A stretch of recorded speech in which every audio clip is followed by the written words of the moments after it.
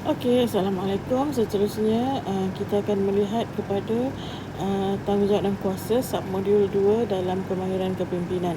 Jadi, sebelum ni kita dah tengok tentang kemahiran kaunseling. Sekarang kita nak tengok pula kepada kemahiran kepimpinan ataupun leadership, melihat kepada tanggungjawab dan kuasa. Okey, so dalam video ni kita akan tengok bila kita bercakap tentang kepimpinan dan juga kuasa, kita akan melihat apa itu hierarki di tempat kerja, tanggungjawab dan kuasa, perbezaan kebudayaan dan individu, dan penurunan kuasa tanggungjawab yang disokong oleh pihak berkuasa yang sah. Okey, so dalam penerangan ini juga saya akan menekankan beberapa perkara, iaitu tentang hierarki tempat kerja, tanggungjawab dan kuasa, pengenalan kepada kehendak dan agihan tanggungjawab. So dengan pengetahuan ini, semoga ciri-ciri ataupun kemahiran kepimpinan anda akan lebih terserlah. Okey. Jadi sebagai pengenalannya, seperti yang kita semua sudah maklum, okey, setiap pekerja adalah tulang belakang, the backbone kepada sesebuah syarikat ataupun organisasi. Jadi setiap pekerja perlu tahu tanggungjawab masing-masing terhadap tugas pekerjaan yang diberikan. Ini sangat penting. Kita tak bolehlah bila kita masuk bekerja tu kita nak buat ikut pandai kita sendiri. Okey, jadi apabila kita diterima bekerja, kita kena tahu job scope kita, tanggungjawab kita, tugas-tugas utama kita bersama tugas-tugas sampingan kita untuk kita laksanakan, dan kita mesti laksanakan mengikut kepada arahan. Jadi kejayaan satu organisasi itu biasanya bergantung kepada prestasi dan hasil kerja pekerja. So sangat pentinglah seseorang pekerja itu kepada sesebuah organisasi. Okey, apa itu hierarki? Okey, pernah dengar ke perkataan hierarki? Okey, so dalam mana-mana organisasi, dalam mana-mana orang kata satu kumpulan manusia ni biasanya ada hierarki. Okey, hierarki di tempat kerja ni adalah satu sistem, dia merupakan satu sistem lah. Okey, ataupun organisasi yang mana orang atau kumpulan tu diletakkan mengikut pangkat atau tanggungjawab atau kemahiran atau jawatan atau pangkat pekerjaan. Okey, maksud dia macam level lah, orang atasan, orang bawahan, itu paling mudah kita nak panggil kan. Tapi hierarki ni adalah sama juga yang kita kata dengan adalah satu kedudukan yang kita dah cipta untuk mengenal pasti peranan dan tanggungjawab seseorang dan hubungan tugas mereka kepada orang lain ketika kita menyediakan aliran kerja ataupun arahan. Jadi biasanya paling mudah sekali kalau kita fahamlah sebelum ni, dalam organisasi mana-mana sekalipun biasanya arahan itu akan mengalir tugasnya daripada atas ke bawah. Kan, maksudnya daripada bos kepada pekerja. Itu paling mudah. Okey, tapi hierarki yang kita nak tengok dalam topik ni mungkin lebih detail lah. Jom kita tengok. Okey, tanggungjawab dan kuasa.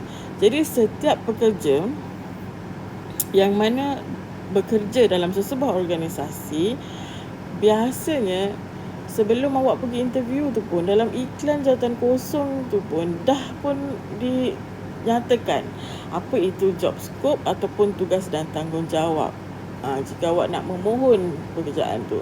Jadi apabila awak pergi temuduga, awak berjaya dan awak mulakan tugas awak, makanya awak perlulah melaksanakan tanggungjawab, tugas yang telah pun dinyatakan dalam lingkungan pengaruh atau kuasa yang ada dengannya.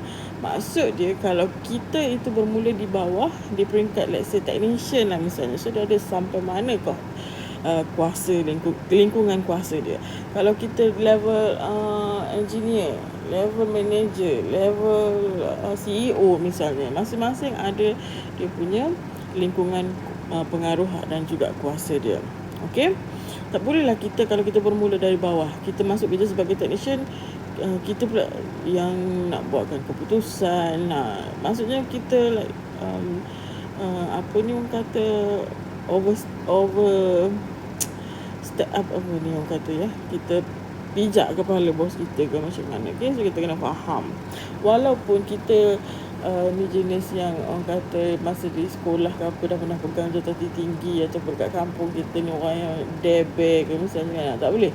Bila you masuk kerja, debel lah setara mana pun, you mesti ikut lingkungan kuasa yang sepatutnya.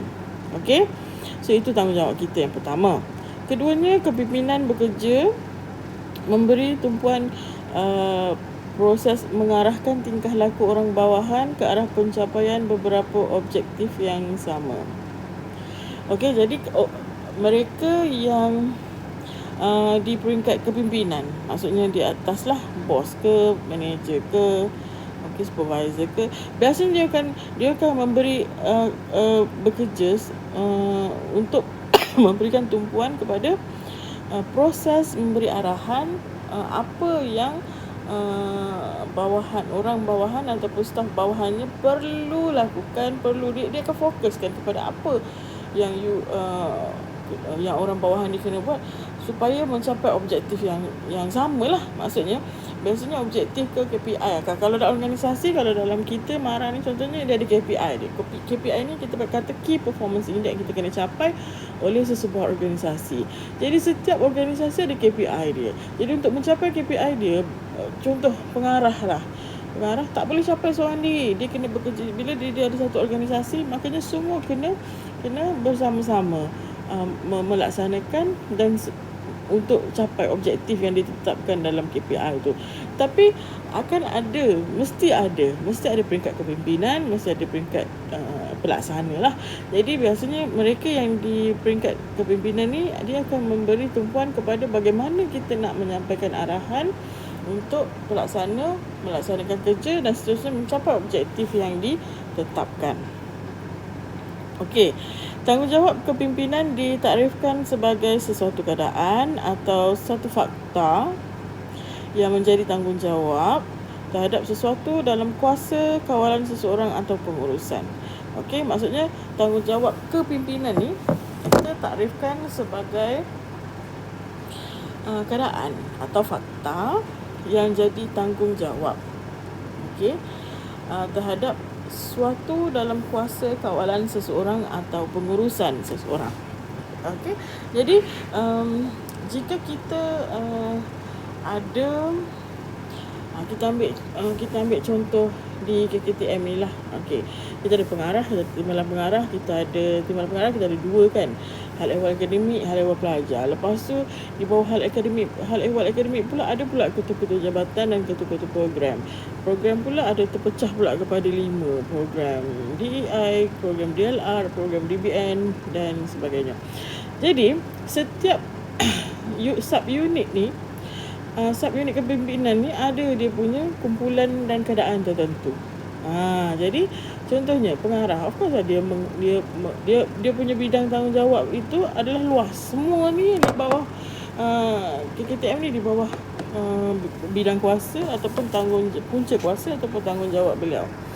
Tapi apabila diturun kepada timbalannya, okey, timbalan pengarah ni kepimpinan juga, tapi dia dah terpecah, dia lebih spesifik. Maksudnya timbalan pengarah hal ehwal akademik, dia akan menjaga hal-hal keadaan akademik, manakala hal ehwal pelajar dia akan jaga berkenaan dengan kebajikan pelajar, hal ehwal pelajar, apa sahaja melibatkan pelajar dan juga administration. Okey, jadi bila turun pula daripada contoh hal ehwal akademik kepada program, jadi di bawah program ni ada 5 program. So di bawah 5 program ni, setiap program ketua program masing-masing. Jadi bidang kuasa ketua program masing-masing sudah pun lebih spesifik kepada program masing-masing. Tak bolehlah ketua program A pergi kacau program B punya hal ehwal, tak boleh. Dia lebih menjurus kepada apa yang berlaku dalam organisasi program itu sendiri. Faham? Ya? Jadi dia ada limit juga. Jadi tak bolehlah kita nak pergi kacau department lain ke level yang lebih atas ke dan sebagainya. Okey. Seterusnya tadi kita tengok tentang tanggungjawab kepimpinan. Okey. Seterusnya kita tengok apa itu yang dikatakan sebagai authority. Okey. Authority adalah kuasa. untuk menentukan, menghakimi, menyelesaikan isu-isu pertikaian, bidang kuasa, hak untuk mengawal, perintah atau menentukan. Authority ni kuasa lah. Okey, kuasa jika you orang yang memegang authority, maka you ada kuasa untuk buat keputusan, you ada kuasa untuk melaksanakan undang-undang, you ada kuasa untuk menyelesaikan isu-isu pertikaian dan sebagainya. Dia adalah kuasa. Maksudnya kalau you contoh pengarah dengan pelajar, siapa yang ada authority? Jauh sangat saya punya contohnya kan. Tapi maksudnya orang yang ada kuasa untuk melaksanakan sesuatu keputusan menggunakan undang-undang yang terpakai. Dia yang tentukan, dia boleh perintah, dia boleh kawal, so dia ada kuasa. Itu authority. Okey. Seterusnya, peranan pemimpin adalah untuk berinspirasi dan mewujudkan pengikut dan juga pemimpin kepada diri sendiri. Pernah dengar tak, pemimpin yang baik adalah pemimpin yang melahirkan pemimpin. Bukan pemimpin yang baik tu dia suruh orang follow je sampai ke sudah. Kalau dia adalah pemimpin yang baik, dia sepatutnya dia ada dia ada pengikut dia beri inspirasi supaya orang yang di bawah seliaan dia itu juga boleh memimpin pada suatu hari nanti. Okey. Tugas pemimpin of course untuk membawa perubahan yang membina, dan perubahan ini diperlukan untuk mencapai yang kita cakap tadi lah, objektif syarikat, objektif organisasi, objektif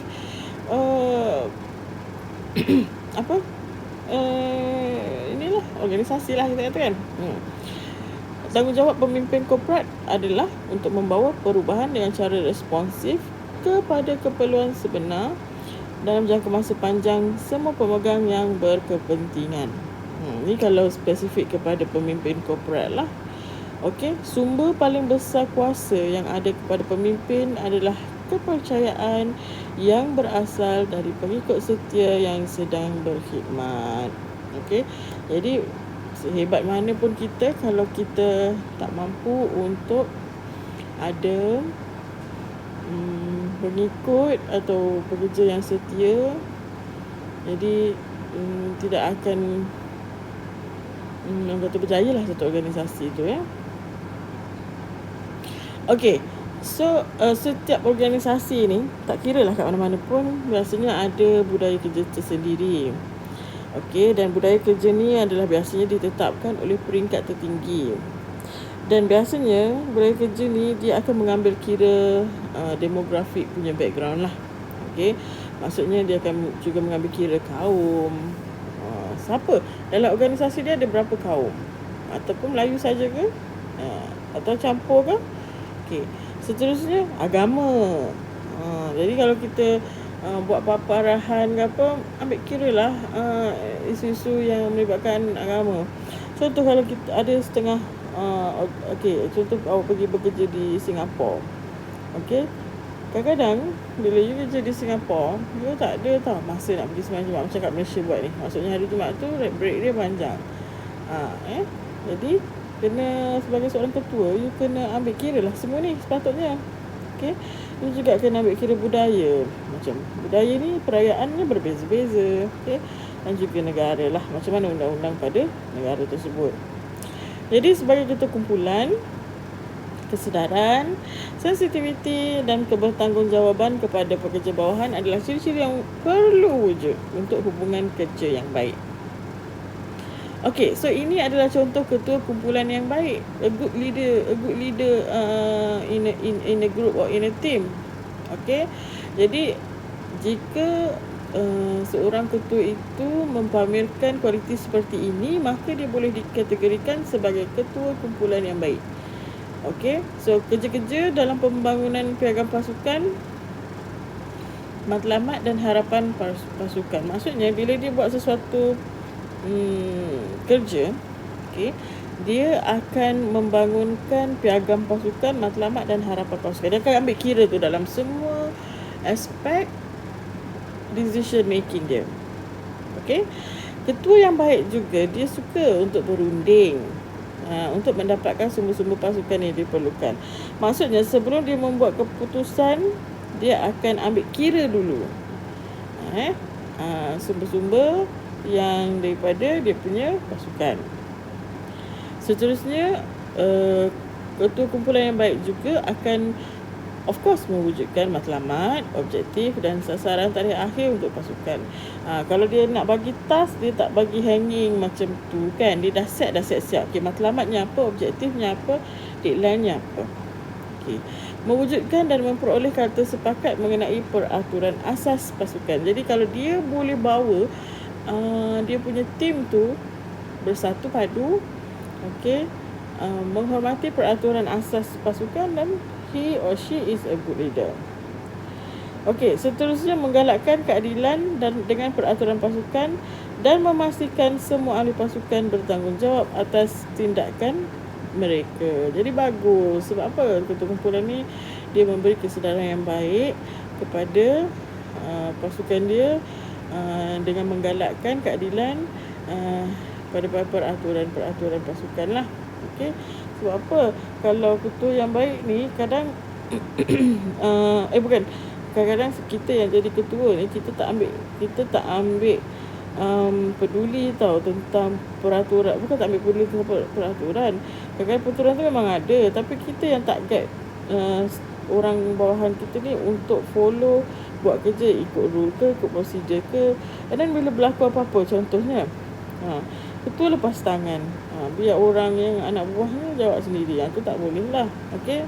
Ketua yang baik dia mesti menggalakkan keadilan dengan peraturan pasukan dan pastikan semua ahli pasukan bertanggungjawab atas tindakan. Tak boleh lah awak bias. Bila awak suka si A, okey, si A buat kesalahan apa-apa, go against the company ataupun organisation rules, you say tak apa, lain kali hati-hati ataupun jangan ulang lagi. Tiba-tiba bila si B ni orang yang tak suka buat benda yang sama, you ambil tindakan terus. So itulah maksudnya kita kena adil, kita kena pastikan ahli pasukan kita aware dengan peraturan, dan jika berlakunya salah laku ke apa, kena ambil tindakan yang adil lah. Bagaimana contoh struktur pemimpinan? Seorang yang ada nak membina satu struktur kepimpinan ni, dia seorang leader ni, dia perlu ada ni. Dia mesti forward looking. Okey, dia tengok ke hadapan. Maksudnya dalam contoh, kalau you nak membina, mencipta matlamat dan sebagainya, you kena tengok you nak capai apa dalam 5 tahun, you nak capai apa dalam 10 tahun. Okey. Dia juga kompeten dalam leadership dia lah. Of course, dia mesti kompeten. Dia mesti honest. Okey. Dia empower orang lain. Maksudnya dia guide orang lain untuk turut sama jadi pemimpin. Okay, dia inspire people. Okay, memberi inspirasi. Seterusnya dia set example. Dia lead change. Okay. And then dia berkongsi apa visi dia dalam syarikat tu. Okay. The art of leadership. Dia menerangkan bahawasanya seorang pemimpin adalah orang yang mempunyai pengikut. Okay. Jika seorang pemimpin berhak untuk mempunyai pengikut, jika dia telah memperoleh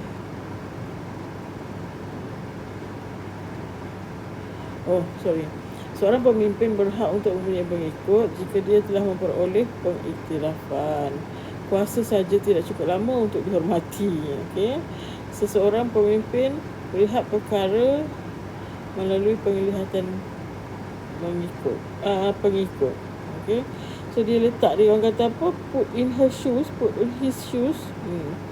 Okay, seorang pemimpin yang meletakkan dirinya untuk menggerakkan pengikut dan membantu menjadikan impian mereka menjadi kenyataan. Okey, kalau you jadi seorang pemimpin, ketua kumpulan ke misalnya, kalau you ada satu task yang mencabar, you buatlah sama-sama dengan you punya tim. Jangan biarkan dia kan. Tiba-tiba ada masalah apa-apa, biar je dia jawab seorang-seorang. Terus tak elok lah. Seterusnya, berkenaan penurunan kuasa tanggungjawab yang disokong oleh pihak berkuasa yang sah. Okey. Ini juga penting sebab orang yang nak memberikan kelulusan ke apa ke, dia ada punca kuasa dan tanggungjawab. Okey. Jadi apa yang seseorang pemimpin perlu buat adalah jika kita nak assignkan tugas, okey, kita mestilah beri kebenaran. Dia adalah bergantung kepada kebenaran yang diberikan oleh majikan untuk memastikan tanggungjawab dilakukan secara betul dan mencapai objektif. Dan juga garis panduan garis panduan pula perlulah diketahui dan juga difahami oleh ketua kumpulan. Jadi kalau ketua kumpulan pun tak faham peraturan panduan, macam mana dia nak assign the task tu kan. So ada dua perkara yang penting adalah kebenaran yang diberikan oleh majikan adalah untuk memastikan tanggungjawab yang dilakukan betul dan capai objektif, dan perlu tahu garis panduan undang-undang dan sebagainya perlu diambil tahu oleh ketua program atau ketua program pula, maksudnya ketua lah, okey, oleh ketua atau ketua dalam kumpulan. Okey, so ini dia adalah pemimpin dalam sesebuah organisasi. So pemimpin ni perlu untuk semua peringkat. Pemimpin juga perlu untuk sebagai mewakili organisasi. Pemimpin juga diperlukan untuk integrasi dan menyelaras matlamat peribadi dengan matlamat organisasi. Pemimpin juga penting sebagai rakan, ahli falsafah dan pembimbing. Dan pemimpin juga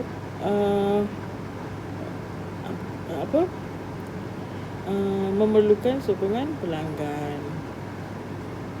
Dah tak ada, dah habis dah. Okey, itu saja. Jadi untuk soalan ni pun insya-Allah ada quiz. Nanti boleh dengar lagi dan enjoy. Cuba jawab quiz tu dengan yang terbaik. Okey. Okey, itu saja. Assalamualaikum.